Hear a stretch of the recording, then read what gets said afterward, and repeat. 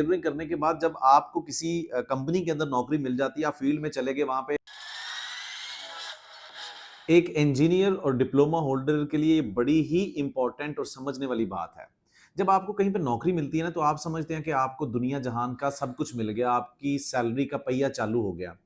लेकिन सबसे ज्यादा सोचने वाली बात ये होती है कि वहां पे आपको सीखने के लिए क्या मिल रहा है। यही चीज डिसाइड करती है कि आज से 5 साल के बाद आप किन हालात के अंदर होंगे, कितने पैसे कमा रहे होंगे, आपकी वैल्यू क्या होगी एज एन इंजीनियर, आपको कौन कौन सी कंपनी शॉर्टलिस्ट करेगी। हम ये सोचते हैं कि हमारी नौकरी लग गई, अब अल्लाह अल्लाह खैर सल्ला, अब हम आंखें बंद करके लगे रहते हैं और हर 1 साल के बाद एक्सपेक्ट करते हैं कि बॉस या सेठ या जो हमारी कंपनी के ओनर साहब हैं या मैनेजर साहब हैं, जिनके हाथों में हमारी जंजीरें हैं, वो हमारी सैलरी बढ़ाएंगे। और जब भी सैलरी बढ़ाने की बात आती है, वो हमें कहते हैं कि भैया कंपनी के हालात बहुत खराब हैं।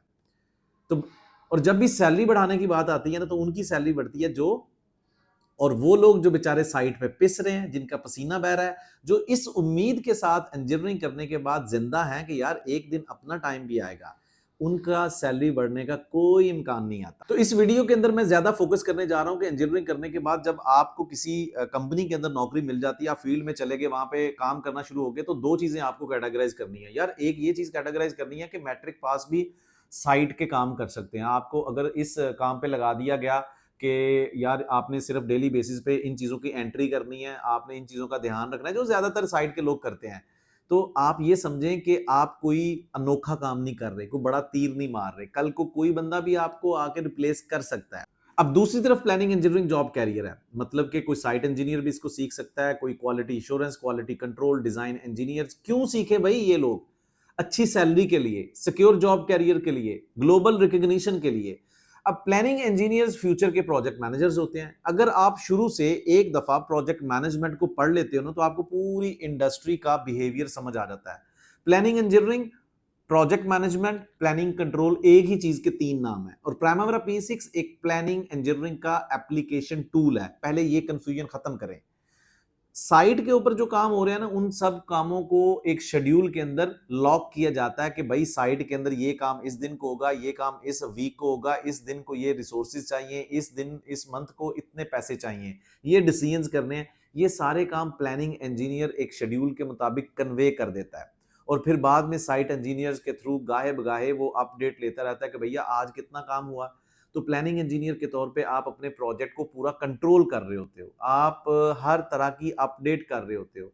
You are not only sitting there. और आपका काम हर दूसरा बंदा नहीं कर सकता, बिकॉज आपको कॉन्सेप्ट्स की गहराई का पता होता है कि मैंने प्रोजेक्ट को प्लान करते हुए, शेड्यूल करते हुए किन चीजों का ख्याल रखना है। क्लाइंट के सबसे करीब प्लानिंग इंजीनियर होता है, क्योंकि उसने प्लानिंग इंजीनियर को बताना होता है कि मुझे इस प्रोजेक्ट के अंदर ये माइलस्टोन्स इस टाइम पे खत्म होते हुए नजर आने चाहिए। और अगर दूसरी तरफ देखा जाए, तो ये प्रोजेक्ट मैनेजमेंट या प्लानिंग कंट्रोल दुनिया के हर तरह के इंडस्ट्री के अंदर इसकी इंप्लीमेंटेशन है। इधर you talk about construction industry, manufacturing industry, oil and gas industry. आपको हर इंडस्ट्री के अंदर बिजनेस मैनेजमेंट करनी है, बिजनेस बेनिफिट्स को कैलकुलेट करना है with respect to time management, cost management and resource management. So एक प्लानिंग इंजीनियर की इसलिए ज्यादा वर्थ होती है because he is dealing everything. अगर आप अभी तक एक साइट इंजीनियर के तौर पे काम कर रहे हैं या किसी और जॉब कैरियर का हिस्सा है, you should evaluate your job career as a, जो भी आप लेके चल रहे हैं कि अगले 2 साल के अंदर आप कहाँ पे होंगे। क्या आप एक ऐसा काम कर रहे हैं जो आपको एक प्रोजेक्ट मैनेजर की पोजीशन पे ले जाएगा, या फिर आपको कुछ स्किल्स ऐड करने की जरूरत है। आज ही सोचें और समझें कि एक तरफ प्लानिंग इंजीनियरिंग जॉब कैरियर को रखें और दूसरी तरफ अपनी करंट जॉब पोजीशन को रखें, एंड थिंक अगेन कि आप अगर ये वाले स्किल्स ऐड करते हैं तो क्या डिफरेंस आएगा। क्योंकि प्लानिंग इंजीनियरिंग जॉब कैरियर एक लीडिंग जॉब कैरियर है, यही फ्यूचर के प्रोजेक्ट मैनेजर्स होते हैं, यही डिसीजन मेकर्स होते हैं। लेकिन आप अगर किसी और जॉब कैरियर में भी हैं, तो आप इस प्रोफेशन को ज्वाइन कर सकते हैं बाय लर्निंग स्पेसिफिक स्किल्स।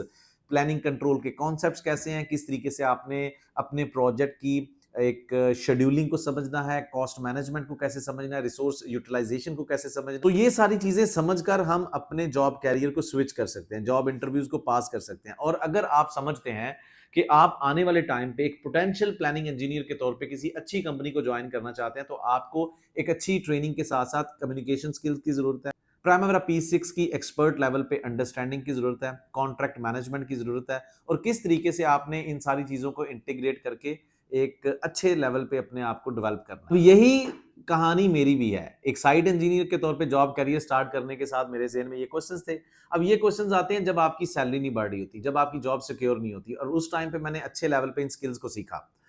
मैं आपको ये स्किल सिखा सकता हूँ एक प्रॉपर प्रोफेशनल तरीके से। क्यों? Because I have served Gulf region with oil and gas projects, with multinational company exposure. So I have designed a certain course which will not only aware you कि Primavera P6 क्या है, planning control क्या है, oil and gas के projects को कैसे planning scheduling करनी है, tracking करनी है, but also I will train you people to pass job interviews, to improve your communication skills, to make effective job hunting via LinkedIn and other online job portals. So join my upcoming session in which I'm going to train you as a planning engineer.